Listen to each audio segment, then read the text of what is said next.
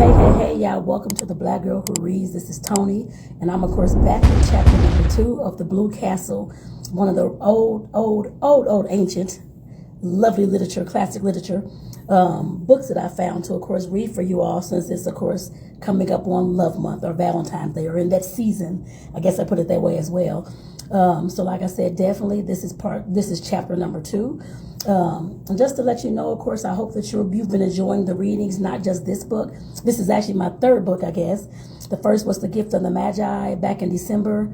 The second one back in December as well, December and early January, was the what is it called? The Christmas Story. No. Lord, y'all. The Christmas Scrooge. The actual story about Scrooge. I can't think of what the name of the story is right now, but I know it's about Scrooge. I put it that way. I just finished that one. My mind is going blank, y'all. Today is Friday. I'm at on my lunch break. Whatever. So let's go ahead and get it. But like I said, this is the Blue Castle, y'all. This is chapter number 2. So let me go ahead and start reading for y'all. Oh, and also, if you like these types of readings, be sure to, of course, subscribe to the podcast. And if you're watching this on YouTube, be certain to, of course, subscribe to YouTube as well, so you can see me, see what's going on, all that type of thing while I'm reading the books, which I'm just sitting here reading right now. But I got on some cute little jewelry anyway. So you can come on and watch that too. So let's go ahead and get into this, y'all. The Blue Castle, chapter 2. When Cousin Stickles knocked at her door, Valancy knew it was 7:30 and she must get up. As long as she could remember, Cousin Stickles had knocked at her door at 7:30. Cousin Stickles and Miss Frederick Sterling had been up since 7, but Valancy was allowed to lie abed half an hour longer because of a family tradition that she was delicate. Valancy got up, though she hated getting up more this morning than ever before. I can identify with that. I'm sure you can too. What was there to get up for? Another dreary day, like all the days that had preceded it, full of meaningless little tasks, joyless and unimportant, that benefited nobody. But if she did not get up at 1, she would not be ready for breakfast at 8 o'clock. Hard and fast times for meals were the rule in Miss Sterling's household. Breakfast at 8, dinner at... That's different. I guess back in the day they had breakfast at 8, dinner at 1, and supper at 6. We call it lunch instead of dinner, so that's interesting. Yeah, I never knew that. Year in and year out, no excuses for being late were ever tolerated. So up Valancy got, shivering. The room was bitterly cold, with the raw, penetrating chill of a wet May morning. The house would be cold all day. It was one of Miss Frederick's rules that no fires were necessary after the 21st of May. Oh, wow. Meals were cooked on the little oil stove in the back porch. And though May might be icy and October frostbitten, no fires were lighted until the 21st of October by the calendar. Wow. So I know it was cold. I'm sure I know how a cold house feels, and it's kind of sometimes impossible to get back warm unless you do turn the heat on or take a hot shower or something like that. Oh, but they didn't have showers like that back then. This is interesting, y'all. It was whispered about in the connection that the late Frederick Sterling had caught the cold, which resulted in his death during Valancy's first year of life, because Miss Frederick would not have a fire on, oh wow, on the 20th of October, oh wow. So she let her husband, okay, let's finish. Oh wow.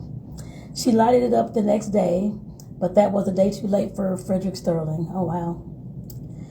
Valancy took off and hung up in the closet her night dress, of course, unbleached cotton with high neck and long, tight sleeves. She put on undergarments of a similar nature, a dress of brown gingham, thick black stockings, and rubber-heeled boots.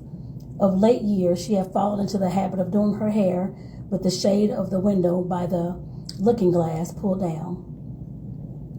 The lines on her face did not show so plainly then, but this morning she jerked the shade to the very top and looked at herself in the leprous mirror with the passionate determination to see herself as the world saw her. The result was rather dreadful. Even a beauty would have found that harsh, unsoftened side light trying. Valancy saw straight black hair, short and thin, always lustreless, lustreless, despite the fact that she gave it 100 strokes of brush, neither more nor less, every night of her life, and faithfully rubbed Red Fern's hair vigor into the roots, more lustreless than ever in its morning roughness. Fine, straight black brows, a nose she had always felt was way too small, even for her small, three-cornered white face, a small, pale mouth that always felt open, a trifle over a little, pointed white teeth, a figure thin and flat-breasted, rather below the average height. Oh, wow. Now, I know us women sometimes tend to be very, very hard on ourselves, too. So I can identify with this because I wasn't always the confident and beautiful love of myself and that kind. I do now, but back then, back in the day, no, I did not. She had, so we can all identify with this, I'm sure. She had somehow escaped the family high cheekbones, and her dark brown eyes, too soft and shadowy to be black, had a slant that was almost oriental. Apart from her eyes, she was neither pretty nor ugly, just insignificant looking, she concluded bitterly. How plain the lines around her eyes and mouth were in that merciless light. And never had her narrow, white face looked so narrow and so white. She had her hair in a pompadour. Pompadours had long gone out of fashion, but they had been in when Valancy first put her hair up, and Aunt Wellington had decided that she must always wear her hair so.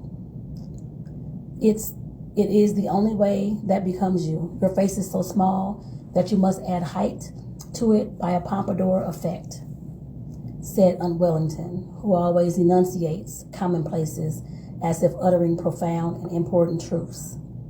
Valancy had hankered to do her hair pulled low on her forehead, with puffs above her ears, as Olive was wearing hers.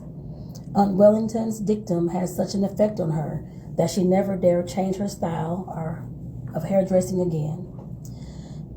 But then there were so many things Valancy never dared to do. I can see where this is going, y'all. All her life she had been afraid of something, she thought bitterly. From the very dawn of recollection, when she had been so horribly afraid of the big black bear that lived, so Cousin Stickles told her, in the closet under the stairs. And I will always be, I know it, I can't help it. I don't know what it would be like to be afraid of something. Afraid of her mother's sulky fits, afraid of offending Uncle Benjamin, afraid of becoming a target for Aunt Wellington's contempt, afraid of Aunt Isabel's biting comments, afraid of Uncle James' disapproval, afraid of offending the whole clan's opinions and prejudice, afraid of not keeping up with appearances, afraid to say what she really thought of anything. Afraid of poverty in her old age. Oh, wow. Y'all, I can identify with that. Lord, I'm sure y'all can too. Fear, fear, fear. She could never escape it. It bound her and enmeshed her like a spider's web of steel. Only in her blue castle could she find temporary relief. And this morning, Valancy could not believe she had a blue castle. She would never be able to find it again. 29, unmarried, undesired. What has she to do with the fairy-like chatelaine of the blue castle? She would cut such childish nonsense out of her life forever and face reality unflinchingly. She turned from her unfriendly mirror and looked out. The ugliness of the view always struck her like a blow. The ragged fence, the tumble-down old carriage shop, and the next lot, plastered with crude, violently colored advertisements, the grimy hallway stationed beyond, with the awful derelicts that were always hanging around it, even at this early hour. In the pouring rain, everything looked worse than usual, especially the beastly advertisement. Keep that schoolgirl complexion. Valley had kept her schoolgirl complexion. That was just the trouble. There was not a gleam of beauty anywhere. Exactly like my life, thought Valancy drearily. Her brief bitterness had passed. She accepted the facts as resignedly as she had always accepted them. She was one of the people whom life always passes by. There was no altering that fact. In this mood, Valancy went down for breakfast. Oh, wow. Y'all, that's the end of chapter 2, but that is a heavy one, I must say. I cannot tell you how much I have always been in fear of sometimes speaking or making other people mad, or me saying no is gonna make this person not love me anymore, all these types of things. I'm sure y'all can identify with that as well, having the similar kind of feelings as this young lady in this story. Just because you're not back in the 1800s or whatever time it is, does not mean anything. We can all identify with some of these facts, or not some of the facts, but some of the things that she's talking about herself, about what she's afraid of, and about how her blue castle is the thing that, of course, gives her life and a place that she can retreat to be herself and to love herself and to look beautiful and all those types of things. Y'all, I cannot wait to see how the story unfolds. So next, I'll be coming up with chapter 3. Make sure that y'all, of course, stick around. Make sure that you, of course, subscribe, not just to the podcast, The Black Girl Who Reads, but, of course, to the YouTube channel, too. My YouTube channel is going to be in the description. It's just my name, Tonetta Clay. Plain, but that's all right. So, but like I said, definitely I cannot wait to see how this actually unfolds. And for y'all, if y'all want to see it, make sure that y'all, of course, like I said, subscribe and stay tuned for whenever I drop the episode. So, y'all, I'll see y'all in the next, like I said, the next chapter number 3. Take care, y'all, and let me know in the comments what stood out for you in this chapter, in the second chapter of the Blue Castle. I definitely want to know. Peace out, y'all. See y'all in the next chapter.